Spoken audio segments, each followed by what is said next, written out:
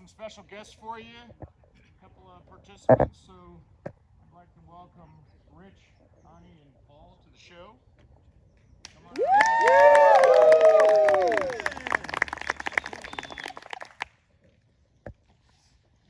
I need is an envelope so I can stick it on my head.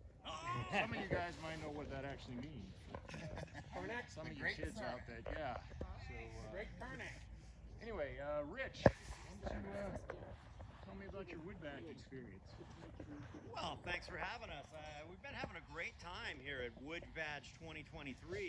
You know, I've learned a few important things that I'd like to share with everybody today.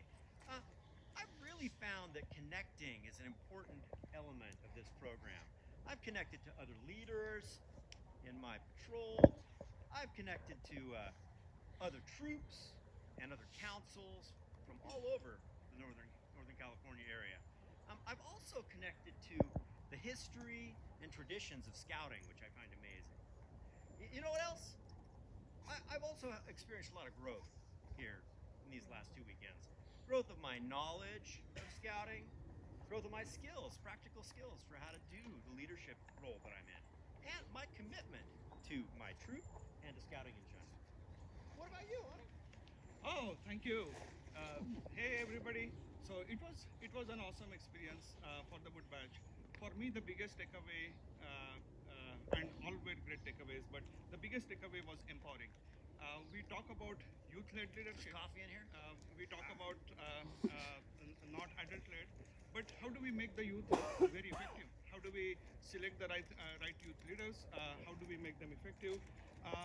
What I learned about the situational leadership styles, the coaching, the directing, and how to apply in different stages, so that you can actually start coaching and mentoring when the troop is at that stage of norming and performing. To take this and apply to my situation.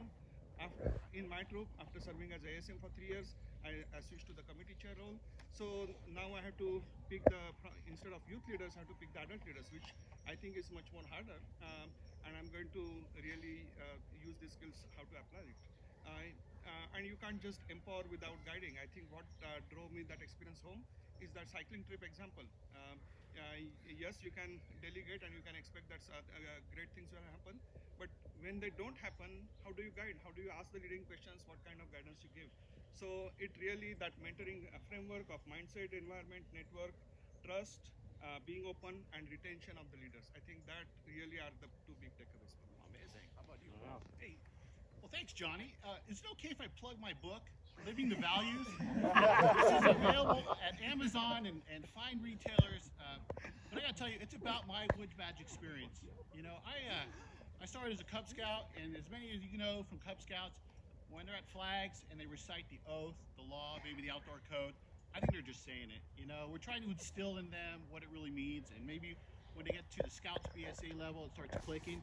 But here at Wood Badge, you know, it really is ingrained in you that these are your guideposts for life, and that what we need to do is empower our Cubs, empower our AOLs, empower our Scouts, BSA Scouts to live these values. And that was the key takeaway that I have and what I put in my book. You know, you got to go out there and get it. So I really appreciate the time to plug my book, Johnny.